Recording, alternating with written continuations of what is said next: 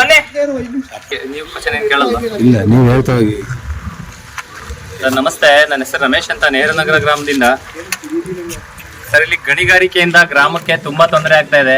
ಸರ್ಕಾರಿ ಅಧಿಕಾರಿಗಳು ಎಲ್ಲೋ ಕುತ್ಕೊಂಡು ಯಾರೋ ಸರ್ವೆ ನಂಬರ್ ತಗೊಂಡೋಗಿ ಕೊಟ್ಟರು, ಯಾರೋ ಜಾಗ ತೋರಿಸಿದ್ರು, ಯಾರೋ ಸ್ಕೆಚ್ ಮಾಡಿದ್ರು ಅಂತೇಳಿ ಗಣಿಗಾರಿಕೆ ಕೊಟ್ಟು ಗ್ರಾಮದ ಪಕ್ಕದಲ್ಲಿ ಗಣಿಗಾರಿಕೆ ಸ್ಟಾರ್ಟ್ ಮಾಡಿ ಇವತ್ತಿಗೆ 18-19 ದಿವಸ ಆಗಿದೆ. ಮಕ್ಕಳನ್ನ ಶಾಲೆಗೆ ಕಳಿಸ್ತಾ ಇಲ್ಲ ಪೋಷಕರು. ಬ್ಲಾಸ್ಟ್ ಮಾಡ್ತಾರೆ, 24 ಗಂಟೆ ಡ್ರಿಲ್ಲಿಂಗ್ ಹೊಡಿತದೆ, 24 ಗಂಟೆ ಬ್ರೇಕರ್ ಕೆಲಸ ಮಾಡ್ತಾರೆ, ಬ್ಲಾಸ್ಟ್ ಮಾಡ್ತಾರೆ, ಕ್ರಷರ್ ಸ್ಟಾರ್ಟ್ ಆಗುತ್ತೆ.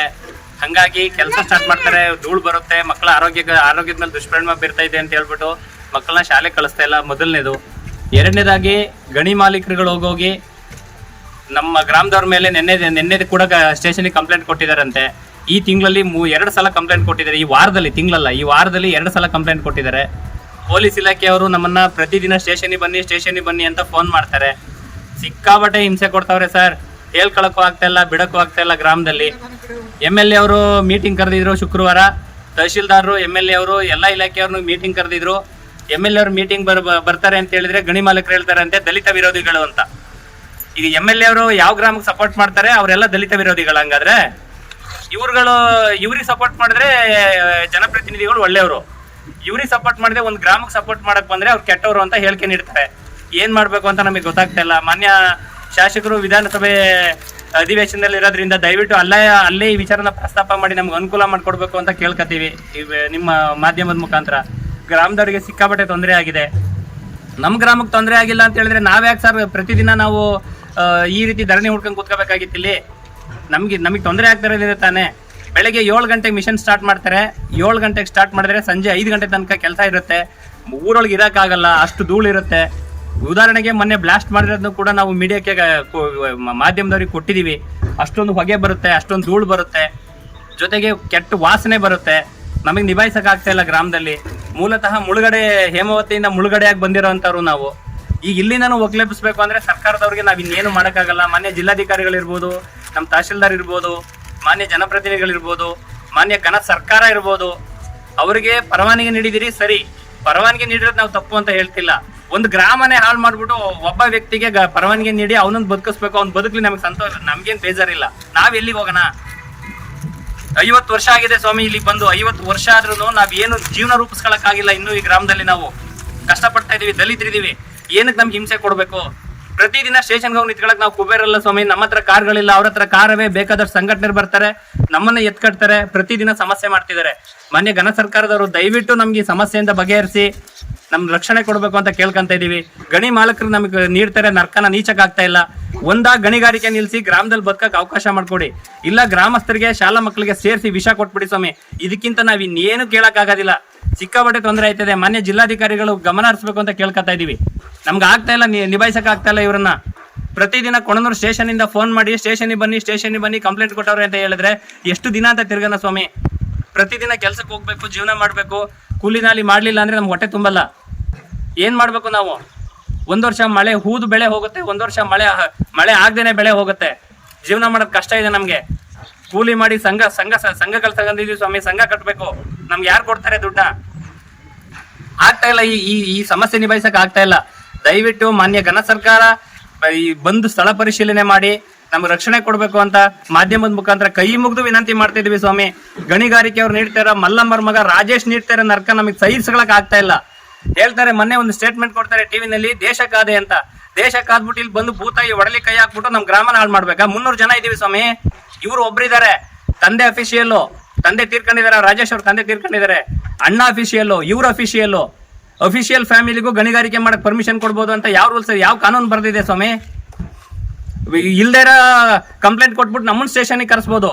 ಗಣಿಗಾರಿಕೆ ಮಾಡ್ತಾ ಇರೋ ಜಾಗನ ಸರ್ಕಾರನೇ ಅವರಿಗೆ ಕೊಟ್ಟೈತಂತಲ್ಲ ಮಲ್ಲಮ್ಮನವ್ರಿಗೆ. ಅದನ್ನೇ ಸ್ವಾಮಿ ನಾವ್ ಹೇಳ್ತಾ ಇರೋದು. ಸರ್ಕಾರದವರೇ ಅವ್ರಿಗೆ ಕೊಟ್ಬಿಟ್ಟಿದ್ದಾರೆ ಅಂತ, ಲೀಸ್ಗೆ ಬರ್ಕೊಟ್ಬಿಟ್ಟಿದ್ದಾರೆ ಅಂತ ಪೂರ್ತಿ. ಅವ್ರಿಗೆ ಕೊಟ್ಟಿರೋದು ಯಾವ ಸರ್ವೆ ನಂಬರ್? ಸರ್ವೆ ನಂಬರ್ 116 ಮಲ್ಪಟ್ಟ ಹೋಬಳಿಗೆ ಬರುತ್ತೆ. ನಮ್ಮ ಗ್ರಾಮಕ್ಕೆ ಹೊಂದ್ಕಂಡಂತೆ ಇದೆ. ಇಲ್ಲಿಂದ 170 ಮೀಟರ್ ಇದೆ ಸ್ವಾಮಿ ಅವ್ರ ಕ್ವಾರಿ ಬಿ ಬಿಂದು. ಇವ್ರು ಮಾಡ್ತಾ ಇರೋದು ಎಷ್ಟನೇ ಸರ್ವೆ ನಂಬರ್? ಯಾರು? 116 ಅವ್ರಿಗೆ ಕೊಟ್ಟಿರೋದು. ಮೂಲತಃ ಬಲದಂಡೆ ನಾಲೆಗೆ ಮುಳುಗಡೆ ಆಗಿದೆ ಅಂತ ಹೇಳಿ 3.5 ಎಕರೆ ಅವ್ರಿಗೂ ಗ್ರಾಂಟ್ ಆಗಿದೆ. ಅದು 115 ಸರ್ವೆ ನಂಬರು. ಇವ್ರ ಅದನ್ನ ಮುಟ್ಟುವಿಲ್ಲ, ಅಲ್ಲಿ ಕೃಷಿನೂ ಮಾಡಲ್ಲ, ಏನು ಮಾಡಲ್ಲ. ಬಟ್ ಸರ್ವೆ ನಂಬರ್ 116 ಗಣಿಗಾರಿಕೆ ನಡೆಸಲಿಕ್ಕೋಸ್ಕರ ಒಂದು ಗ್ರಾಮದ ಜನಗಳಿಗೆ ಇಷ್ಟೊಂದು ತೊಂದರೆ ಕೊಟ್ಕೊಂಡು ಈ ರೀತಿ ಹಿಂಸೆ ಕೊಡ್ತಾವ್ರೆ. ಈಗ ಒಂದೇ ಗಣಿಗಾರಿಕೆ ನಡೀತಾ ಇರೋದಲ್ಲಿ ಸರ್ವೆ ನಂಬರ್ 116 2-3 ಗಣಿಗಾರಿಕೆ ನಡೀತಿದ್ವಿ ಸ್ವಾಮಿ. ನಮಗ್ ತೀರಾ ತೊಂದರೆ ಆಗ್ತಾ ಇರೋದು ಈ ಗಣಿಗಾರಿಕೆಯಿಂದ. ನಾವಿಲ್ಲಿ ಯಾವುದೇ ದ್ವೇಷ ಅಥವಾ ಹೊಟ್ಟೆ ಉರಿ ಇಟ್ಕೊಂಡು ನಾವು ಹೇಳ್ತಿಲ್ಲ ಸ್ವಾಮಿ. ನಮ್ ಗ್ರಾಮಕ್ಕೆ ತೊಂದರೆ ಆಗ್ತಾ ಇದೆ, ಹಂಗಾಗಿ ಹೇಳ್ತಾ ಇದೀವಿ. ಇನ್ನೊಂದು ಸ್ವಾಮಿ, ಕೋರ್ಟ್ ಅಲ್ಲಿ ಆರ್ಡರ್ ಆಗಿದೆ, ಕೋರ್ಟ್ ಆರ್ಡರ್ ನ ವೈಲೇಷನ್ ಮಾಡ್ತಾವ್ರೆ ಅಂತ ಇವ್ರು ಸ್ಟೇಷನ್ಗೆ ಹೋಗಿ ಕಂಪ್ಲೇಂಟ್ ಕೊಡ್ತಾರಲ್ಲ. ಕಾಂಟೆಂಪ್ಟ್ ಕೋರ್ಟ್ಗೆ ಹೋಗಿ ಕೇಳಿ ಬಿಡಿ ಸ್ವಾಮಿ, ನಾವು ಅಲ್ಲೇ ಹೋಗಿ ಕೇಳ್ತೀವಿ ಏನಕ್ಕೆ ಮಾಡಿದ್ರಿ ಅಂತ. ಅವ್ರಿಗೆ ಆದೇಶ ನೀಡಿರೋದು ಜಿಲ್ಲಾಧಿಕಾರಿಗಳು ಮರುಪರಿಶೀಲನೆ ಮಾಡುವವರೆಗೆ ನೀನ್ ಏನು ಮಾಡಬಾರ್ದು ಅಂತ ಆದೇಶ ಕೊಟ್ಟವ್ರೆ. ನೀನ್ ಎಕ್ಸ್ಪರ್ಟಿ ಹೋಗ್ಬಿಟ್ಟು ಕೋರ್ಟ್ ಅಲ್ಲಿ ಆರ್ಡರ್ ತಂದ್ಬಿಟ್ಟು ಕೆಲಸ ಮಾಡುವಂತ ಹೇಳಿಲ್ಲ. ಅಲ್ಲೂ 30 ದಿನ ಟೈಮ್ ಕೊಟ್ಟಿದ್ದಾರೆ DC ಅವ್ರಿಗೆ, 30 ದಿನದೊಳಗಡೆ ವರದಿ ಕೊಡ್ಬೇಕು ಅಂತ. ನಮ್ಮ ಹತ್ರನೂ ಇದೆ ಕಾಫಿ. ನಿಮ್ಗೇನೋ MN ಸುರೇಶ್ ಹೇಳ್ಕೊಟ್ಟು ಈ ತರ ಮಾಡ್ತಾರೆ ಸರ್. ಅವರು ಗಣಿ ಮಾಲಕರೇ ಸ್ವಾಮಿ, ಅವ್ರು ಹೆಂಗೆ ಹೇಳ್ತಾರೆ? ಸುರೇಶ್ಗೂ ನಮಗೂ ಸಂಬಂಧವೇ ಇಲ್ಲ, ಯಾಕೆಂದ್ರೆ ಅವರು ಗಣಿ ಮಾಲಕರೇನೆ. ಅವ್ರದ್ದು ಇರೋದು ಸರ್ವೆ ನಂಬರ್ 116 ಅದೇಂಗ್ ಅವ್ರು ನಮ್ಗೆ ಸಪೋರ್ಟ್ ಮಾಡ್ತಾರೆ ಸ್ವಾಮಿ? ಸಪೋರ್ಟ್ ಏನು ಅವರು ನಮಗೂ ನಮ್ ಕಂಡ್ರೆ ಅವ್ರಿಗೂ ಆಗಲ್ಲ. ಗಣಿಗಾರಿಕೆಗೆ ಅವರು ಸರ್ವೆ ನಂಬರ್ 116 ನಡೀತಾ ಇರೋದ್ರಿಂದ ನಮ್ಗೆ ಅವ್ರ ಹೆಂಗ್ ಸಪೋರ್ಟ್ ಮಾಡ್ತಾರೆ? ಅವ್ರದ್ದೇನು ಬೇರೆ ಸರ್ವೆ ನಂಬರ್ ಅಲ್ಲಿ ಇದೆಯಾ?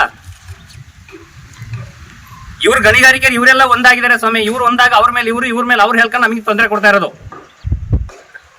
ಎಷ್ಟು ದಿನ ಅಂತ ಸ್ಟೇಷನ್ಗೆ ಹೋಗೋಣ? ಈ ಶಾಲಾ ಮಕ್ಕಳು ಶಾಲೆಗೆ ಹೋಗಿ ಎಷ್ಟು ದಿನ ಆಯ್ತು? ಇವತ್ತು 18-19 ದಿವಸ ಆಯ್ತು. ಇವತ್ತಿಗೆ 15 ದಿನನೇ ಆಯ್ತು. ಎಲ್ಲ ಮಕ್ಳುಗಳು ಎಲ್ಲೆಲ್ಲ ಬಿದ್ದು ಏಟ್ ಮಾಡ್ಕೊಂಡು ನಮ್ಗೆ ಅವತ್ತು ಹಿಂಸೆ ತಡೆಯಕ್ಕಾಯ್ತಲ್ಲ ಮನೇಲಿ.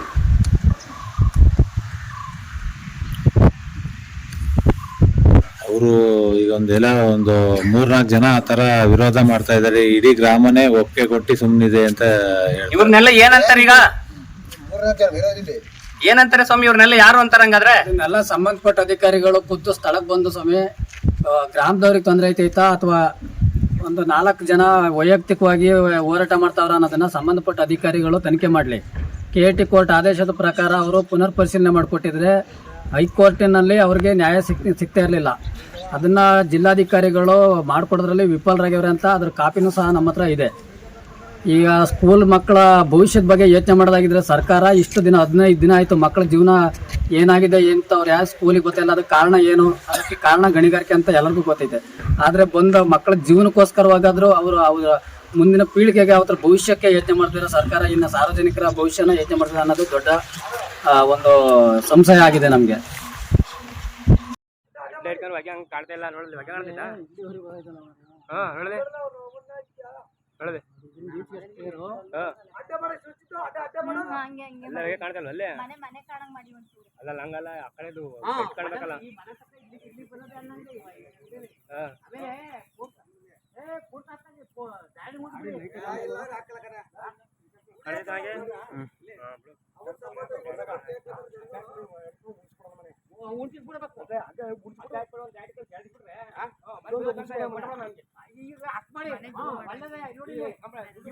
ಈ ಟೈಮ್ ಅಲ್ವಾ ಸರಿಯಾಗಿ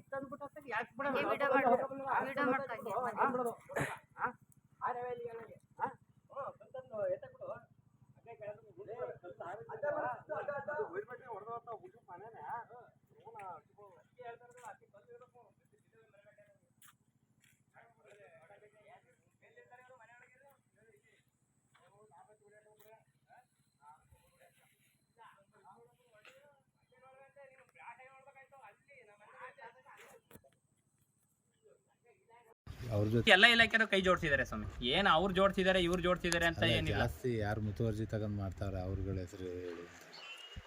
ಊರುಗಳಿಗೆ ಗಣಿಗಾರಿಕೆ ಸಪೋರ್ಟ್ ಇದೆ, ಫಾರೆಸ್ಟ್ನರ್ ಮುಖ್ಯವಾಗಿ ಅರಣ್ಯದವ್ರು ಸಪೋರ್ಟ್, ಫಾರೆಸ್ಟ್ ಡಿಪಾರ್ಟ್ಮೆಂಟ್ ಅವರು ಗಣಿಗಾರಿಕೆಯರಿಗೆ ಸಪೋರ್ಟ್ ಮಾಡ್ತಿದ್ದಾರೆ ಸ್ವಾಮಿ. ಸರ್ವೆ ನಂಬರ್ 116 57.57 ಹೆಕ್ಟೇರ್ ಅಂತ ಹೇಳಿದ್ರೆ 155 ಎಕರೆ ಬರುತ್ತೆ. 155 ಎಕರೆಯಲ್ಲಿ ಒಂದು 15-18 ಎಕರೆ ಕೃಷಿ ಭೂಮಿಗೆ ಕಳೆದು 142 ಎಕರೆಗೆ ಡೀಮ್ಡ್ ಫಾರೆಸ್ಟ್ ಅಂತೇಳಿ ರಾಜ್ಯಪಾಲರ ಅಂಕಿತ ಆಗಿದೆ. 2022 ರಾಜ್ಯಪಾಲರೇ ಅಂಕಿತ ಹಾಕಿ ಅಂದಿನ ಕಾರ್ಯದರ್ಶಿ ಸತ್ಯವತಿ ಮೇಡಮ್ ಅವರು ಪಾಸ್ ಮಾಡಿ ಸಿಗ್ನೇಚರ್ ಮಾಡಿ ಕಳ್ಸಿಕೊಟ್ಟಿರೋ ಕಾಪಿ ಕೂಡ ನಮ್ಮ ಹತ್ರ ಇದೆ. ಅಂತ ರಾಜ್ಯಪಾಲರ ಆದೇಶನೇ ಗಾಳಿಗೆ ತೋರಿ ಅರಣ್ಯದವರು ನಮ್ಗೆ ಸಂಬಂಧವೇ ಇಲ್ಲ ಅಂತ ಹೇಳ್ತಾರೆ. ನಾವೇನು ಹೇಳಬೇಕು? ಅಲ್ಲಿ ಯಾವುದೋ ಒಬ್ರು ಕಲ್ಲು ತುಂಬ್ತಿದ್ರೆ ಹೋಗಿ ಟ್ರ್ಯಾಕ್ಟರ್ ಸೀಜ್ ಮಾಡ್ತಾರೆ, ಒಂದು ಮರ ಕಡಿದ್ರೆ ಪಾರ್ಟಿ ಮೇಲೆ FIR ಮಾಡ್ತಾರೆ.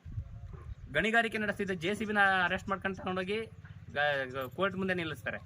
ನಮ್ಮ ಪಾಪ ಬಡವ 1 ಎಕರೆ ಜಾಗ ಉತ್ಕೊಳ್ಳೋಕೆ ಹೋದ್ರೆ ಅವನ ಮೇಲೆ FIR ಮಾಡಿ ಜೈಲಿಗೆ ಕಳಿಸ್ತಾರೆ. ಮತ್ತು ನಮ್ಮ ಜಾಗ ಅಲ್ಲ ಅಂತ ಫಾರೆಸ್ಟ್ನರ್ ಹೆಂಗೆ ಹೇಳ್ತಾರೆ? ಯಾವ ಕಾರಣದಿಂದ ಹೇಳ್ತಾ ಇದ್ದಾರೆ ಫಾರೆಸ್ಟ್ನವರು? ಇಲ್ಲಿ ದೊಡ್ಡ ಸಮಸ್ಯೆ ಮಾಡ್ತಿರೋದು ಅವ್ರ ಜೊತೆ ಅತಿಯಾಗಿ ಕೈ ಜೋಡಿಸಿ ನಮ್ಮ ಗ್ರಾಮನ ಹಾಳು ಮಾಡ್ತಿರೋರೇ ಅರಣ್ಯ ಇಲಾಖೆಯವರು. ಇನ್ನು ಯಾರನ್ನು ದೂಷಣೆ ಮಾಡಿ ಪ್ರಯೋಜನ ಇಲ್ಲ. ಈಗ ಸ್ಥಳೀಯ ಅಧಿಕಾರಿಗಳೇನಿದ್ದಾರೆ, ವಿಲೇಜ್ ಅಕೌಂಟೆಂಟ್ ಇಂದ ಹಿಡಿದು ಅವರ ಮುಖಾಂತರನೇ ಮಾಡ್ತಾರೋ ಇವ್ರ ಮುಖಾಂತರ ಮಾಡ್ತಾರೋ ಅಂತ ಹೇಳೋದಕ್ಕಿಂತ ನಮ್ಮ ಅರಣ್ಯ ಇಲಾಖೆಯವ್ರು ಮಾಡ್ತಿರೋಂಥ ಮೋಸ ಇನ್ಯಾರೂ ಮಾಡ್ತಿಲ್ಲ. ಊರಿಗೆ ಅಂತೀವಿ, ಗಣಿಗಾರಿಕೆ ಅಂತೂ ಬೇಕಿಲ್ಲ ಆಯ್ತಾ. ದಯವಿಟ್ಟು ಮಕ್ಕಳಿಗೆಲ್ಲ ಭಾಳ ಪ್ರಾಬ್ಲಮ್ ಆಯ್ತೈತೆ. ಆದ್ರೂ ರಾಜೇಶ್ ಕಾಯ್ದೇಶ ಕೊಡೋದ ನಮ್ಮ ಗ್ರಾಮಕ್ಕೆ ಕೊಡ್ಲಿ ಹೇಳಿ, ನಮ್ಮ ಮಕ್ಕಳೇ ಮುಂದೆ ಬರ್ತಾರಲ್ಲ. ಸರ್ಕಾರ ಈ ಥರ ಮಾಡುವಾಗ ನಾವು ಎಲ್ಲಿಗೆ ಹೋಗಬೇಕು? ನಮ್ಮ ಮಕ್ಕಳೆಲ್ಲ ಕರ್ಕೊಂಡು ಹೊಳೆ ಮುಳುಗಡೆಯಾಗಿ ಬಂದು ಇಲ್ಲಿ ಕೂತಿದ್ದಾಗ ಇವಾಗ್ಲೂ ನಮ್ಗೆ ಇಂಥ ತೊಂದರೆ ಕೊಟ್ಟರೆ ನಮ್ಮ ಮಕ್ಳು ಏನು ಮಾಡ್ತಾರೆ? ಈ ಥರ ನಮ್ಮ ಗ್ರಾಮ್ಗೆ ಭಾಳ ಅನ್ಯಾಯ ಆಗುತ್ತೆ. ಸರ್ಕಾರದಿಂದ ಇದು ಫಾರೆಸ್ಟ್ನಿಂದ ಇದು ಆಗಿರೋ ಅಂಥ ಅನುಕೂಲ ನಮಗಿಲ್ಲ. ಗಣಿಗಾರಿಕೆ ಅಂತೂ ನಮಗೆ ಬೇಕಿಲ್ಲ. ಒಮ್ಮೆ ಹಿಂದುಳಿದ ವರ್ಗಕ್ಕೆ, ಅಹಿಂದ ವರ್ಗಕ್ಕೆ ಸರ್ಕಾರ ತುಂಬಾ ನ್ಯಾಯ ಕೊಡ್ತಿದೀವಿ ಅಂತ ಕಾಂಗ್ರೆಸ್ ಸರ್ಕಾರದವ್ರು ಹೇಳ್ತಿದಾರಲ್ಲ, ಎಲ್ಲಿ ಸ್ವಾಮಿ ಕಾಂಗ್ರೆಸ್ ಸರ್ಕಾರದ ನ್ಯಾಯ? ಯಾರಿಗೆ ಕೊಟ್ಟಿದ್ದಾರೆ ಸ್ವಾಮಿ? ಯಾರಿಗೆ ಕೊಡ್ತಾ ಇದಾರೆ? 300 ಜನ ಇದೀವಿ, 100 ಮನೆಗಳಿದೆ ಈ ಗ್ರಾಮದಲ್ಲಿ. ಹೇಮಾವತಿ ಮುಳುಗಡೆಯಿಂದ ಬಂದು ಸೇರ್ಕೊಂಡಿರೋಂಥವ್ರು, ವಸಾಹತು ಗ್ರಾಮ ನಮ್ದು.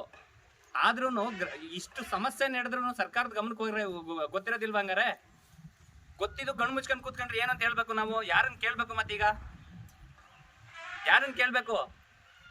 ಯಾವ ಅಧಿಕಾರಿಗಳು ಕೂಡ ಇದುವರೆಗೂ ಬಂದು ತಹಶೀಲ್ದಾರ್ ಒಬ್ಬರನ್ನ ಬಿಟ್ರೆ ಸಂಬಂಧಪಟ್ಟ ಅಧಿಕಾರಿಗಳು ಯಾರು ಬಂದಿಲ್ಲ ಸ್ವಾಮಿ. ನೋಡಿ, 3 ದಿನದಿಂದ ಕೆಲಸ ಸ್ಟಾರ್ಟ್ ಮಾಡಿಲ್ಲ. ಪೊಲ್ಯೂಷನ್ ಬೋರ್ಡ್ ಅವ್ರು ಇವಾಗ ತಂದು ಮಿಷನ್ ಇಟ್ಟೋಗ್ಯವ್ರೆ. ಅವ್ರು ಕೆಲಸ ಮಾಡೋದು ನಿಲ್ಸಿದ್ಮೇಲೆ ಇವ್ರು ಮಿಷನ್ ತಂದಿಟ್ರೆ ರಿಸಲ್ಟ್ ಏನು ಬರುತ್ತೆ? ನೀವೇ ಹೇಳಿ ಸ್ವಾಮಿ, ರಿಸಲ್ಟ್ ಏನು ಬರುತ್ತೆ ಅಂತ? ಅಥವಾ ಪೊಲ್ಯೂಷನ್ ಬೋರ್ಡಿಗೆ ನಾವು ಅರ್ಜಿ ಕೊಟ್ಟಿಲ್ಲ, ಯಾರು ಸಮಸ್ಯೆ ಅಂತ ಯಾರು ಹೇಳಿಲ್ಲ ಅವರಿಗೆ. ಅವರಾಗೆ ಕೇಳಿದ್ರೆ ಹೇಳ್ತಾರೆ ವೈಯಕ್ತಿಕವಾಗಿ ನಾವೇ ತಂದಿಟ್ಟಿರೋದು ಅಂತ. ಗಣಿ ಮಾಲೀಕರು ಸಹಾಯ ಮಾಡ್ದಂಗೆ ತಾನೇ ಅದು. ಸರ್ಕಾರ ಅಂಥವ್ರಿಗೆಲ್ಲ ಸಪೋರ್ಟ್ ಮಾಡಿ ಅಂತ ಅಧಿಕಾರಿಗಳನ್ನ ಕೂರಿಸಿರೋದ? ಗಣಿ ಮಾಲೀಕರಿಗೆ ಸಹಾಯ ಮಾಡಿ ರೈತರು ಸತ್ತೋಗ್ಬಿಡ್ಲಿ, ದಲಿತರು ಸತ್ತೋಗ್ಬಿಡ್ಲಿ. ದಯವಿಟ್ಟು ಕೈ ಮುಗಿದು ವಿನಂತಿ ಮಾಡ್ತಾ ಇದೀವಿ. ಮಲ್ಲಮ್ಮನವ್ರ ಮಗ ರಾಜೇಶ್ ನೀಡ್ತಾರ ನರ್ಕನ ಗ್ರಾಮದವ್ರು ಸೈರ್ಸಕ್ ಆಗ್ತಾ ಇಲ್ಲ. ರಾಜೇಶ್ಗೆ ಗಣಿಗಾರಿಕೆ ಮಾಡ್ಲಿಕ್ಕೆ ನೀವು ಅನುಮತಿ ನೀಡ್ತೀವಿ ಅನ್ನೋದಾದ್ರೆ ಗ್ರಾಮಸ್ಥರಿಗೆ ವಿಷಯ ಕೊಟ್ಬಿಡಿ. ನಮ್ಗೆ ಆಗ್ತಾ ಇಲ್ಲ, ಸ್ಟೇಷನ್ಗೆ ಹೋಗಿ ಬಂದು ನರ್ಕ ನೀಚಕ್ ಆಗ್ತಾ ಇಲ್ಲ ಅವರಿಂದ. ಸರ್, 87 ಜನದ ಮೇಲೆ ಕೇಸ್ ಇದೆ 2001ರಿಂದ ಪ್ರೆಸೆಂಟ್ ಈವನ್ವರ್ಗು. ಬರೀ ಕೋರ್ಟು, ಕಚೇರಿ, ಸ್ಟೇಷನು ತಿರುಗಿ ನಮಗೂ ಸಾಕಾಗಿ ಹೋಗಿದೆ. ನಮ್ಗೆ ಆಗ್ತಾ ಇಲ್ಲ. ಒಂದಾ ರಕ್ಷಣೆ ಕೊಡಿ ಗ್ರಾಮದವ್ರಿಗೆ, ಇಲ್ವಾ ವಿಷಯ ಕೊಟ್ಬಿಡಿ, ಇಲ್ಲ ಗಣಿಗಾರಿಕೆ ನಿಲ್ಲಿಸಿ. ಅಲ್ಲಿ ಶಾಸಕರನ್ನ ನೀವೇ ಭೇಟಿ ಮಾಡಿ ಇದು ಮಾಡಿದ್ರ ಇಲ್ಲ ಅವರೇ ನಿಮ್ ಕಷ್ಟ? ಇಲ್ಲ ಸ್ವಾಮಿ, ಗ್ರಾಮಸ್ಥರಲ್ಲೇ ಇದೇ ತರ ಹೋದಾಗ ಅವರೇ ಹೇಳಿದ್ರು ನಾವು ಬರ್ತೀವಿ, ಬಂದು ನಾನೇ ಸ್ಥಳ ಪರಿಶೀಲನೆ ಮಾಡಿ ಮೀಟಿಂಗ್ ಕರ್ರಿ, ಸಭೆಯಲ್ಲಿ ತೀರ್ಮಾನ ಮಾಡೋಣ ಅಂತ ಹೇಳಿದ್ರು. ಅಧಿವೇಶನ ಇರೋದ್ರಿಂದ 1-2 ದಿನ ಮುಂದಕ್ಕೆ ಹಾಕಿ ಅಂತ ಹೇಳಿದ್ದಾರೆ. ಅಷ್ಟರೊಳಗಡೆ ಇಷ್ಟೆಲ್ಲ ನಡೀತಾ ಇದೆ. ಒಟ್ಟಲ್ಲಿ ಅವರು ನಿಮ್ಮ ನಮ್ಮ ಸಂಕಷ್ಟಗಳಿಗೆ ಸ್ಪಂದಿಸಿದ್ದಾರೆ ಸ್ವಾಮಿ. ನಾವು ಅದರಲ್ಲೆಲ್ಲ ಇಲ್ಲದೆ ಇರೋದೆಲ್ಲ ಹೇಳಕ್ ನಮಗೆ ಗೊತ್ತಿಲ್ಲ. ಮಾನ್ಯ ಶಾಸಕರು ನಮ್ಮ ಕಷ್ಟಕ್ಕೆ ಸ್ಪಂದಿಸಿದ್ದಾರೆ. ಕೆಲವರು ಅವ್ರನ್ನ ದಲಿತ ವಿರೋಧಿಗಳು ಆ ಥರ ಎಲ್ಲ ಅದು ಯಾರೋ ಅವ್ರ ಹೊಟ್ಟೆ ಊರಿಗೆ ಹೇಳ್ತಾ ಇದಾರೋ, ಇಲ್ಲ ಅವರ ಉದ್ದೇಶ ಪೂರ್ವಕವಾಗಿ ಹೇಳ್ತಾ ಇದಾರೋ, ಇಲ್ಲ ಅವ್ರಿಗೆ ಏನಾಗಿದೆಯೋ ನಮಗ್ ಗೊತ್ತಿಲ್ಲ ಸ್ವಾಮಿ. ನಮ್ಮ ಗ್ರಾಮಕ್ಕೆ ಮಾನ್ಯ ಶಾಸಕರು ಸ್ಪಂದಿಸ್ತಾ ಇದ್ದಾರೆ. ನಾವು ಅದರಲ್ಲಿ ಅವರನ್ನ ಬೇರೆ ರೀತಿಯಲ್ಲಿ ನಮ್ಗೆ ಹೇಳಕ್ ಬರೋದಿಲ್ಲ.